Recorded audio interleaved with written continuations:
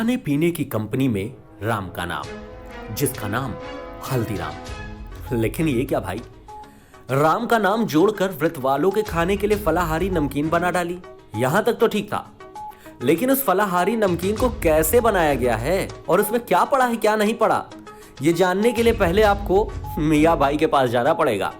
वही आपको बता पाएंगे, क्योंकि इस फलाहार को व्रत में खाने वाले हिंदू लोगों को इस बारे में जान पाना उनके बस की बात नहीं।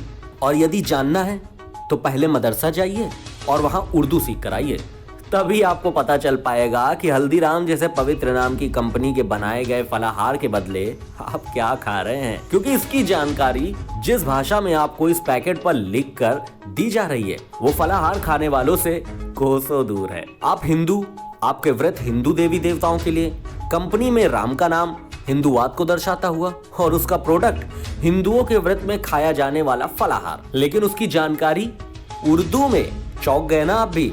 जी हाँ, ये बात हमें भी थोड़ी अजीब लगी, लेकिन ये बात 100% सच है। व्रत रखने वाला जिसको उर्दू नहीं आती फलाहार के रूप में क्या खा रहा है, ये अब बस भाई मियाँ भाई बता पाएंगे। क्योंकि कंपनी वाले तो कुछ भी बताने को तैयार नहीं है कि आखिर क्यों हिंदू देवी देवताओं को पूजने वालों को अल्लाह को मानने वाले मुस्लिम की भाषा में फलाहारी दिया जा रहा है। धोखा दे रहा हल्दीराम।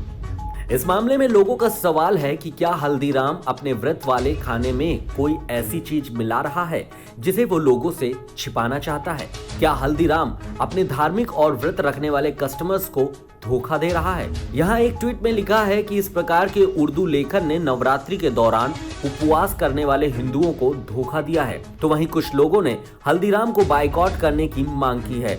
तो वहीं कुछ का कहना है कि हल्दीराम को इस मामले में माफी मांगनी चाहिए। लेकिन चंद लोग ऐसे भी हैं जो उर्दू को भारतीय भाषा बताकर इस पैकेट पर लिखी लाइन को सही मान रहे हैं। तो वहीं कुछ लोग बोल रहे हैं कि ये तो भला वही काम हो गया कि मुख में राम और बगल में छुरी। हल्दीराम के विवाद। साल 2015 में कंपनी का बुरा वक्त तब आया जब संयुक्त राज्य अमेरिका में फूड एंड ड्रग्स विभाग द्वारा इसके उत्पादों में कीटनाशक की अधिक मात्रा होने के कारण इसे अपने देश में बैन कर दिया गया। इस प्रकार इस वक्त कंपनी की छवि धूमिल हुई, परंतु बाद में एक व्यापक निरीक्षण के बाद महाराष्ट्र शासन द्वारा कंपनी को क्लीन चिट दी गई। इसके लिए कंपनी के विभिन्न उत्पादों का परीक्षण किया गया और पाया गया कि इसमें सभी उत्पाद सीमा के अंदर हैं, जो स्वास्थ्य के लिए हानिकारक नहीं है। कैसे एक नमकीन बन बैठी जाना माना नाम हल्दीराम। हल्दीराम आज दुनिया के 80 से भी ज्यादा देशों में अपनी पहुंच रखता है, जो कि आज के समय में काफी लोकप्रिय नमकीन ब्रांड है। हल्दीराम भुजिया सेव, हल्दीराम की सोहन पापड़ी और अन्य कई प्रकार के नमकीन और स्नैक्स का स्वाद हमारी जुबान पर चढ़ा हुआ है। एक दुकान से शुरू हुई कंपनी अब देश की सबसे बड़ी स्नैक्स कंपनी बन गई है। हल्दीराम ने पेप्सिको को पीछे छोड़कर देश की सबसे बड़ी स्नैक कंपनी का दर्जा 2 दशक से अधिक समय के बाद वापस हासिल कर लिया है। हल्दीराम के मालिक गंगा बिशन जी अग्रवाल हैं।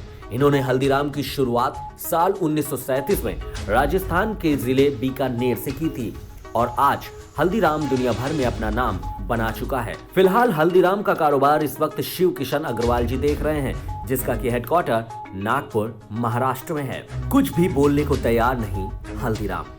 अब भला हल्दीराम जैसी बड़ी कंपनी ऐसा क्यों कर रही है?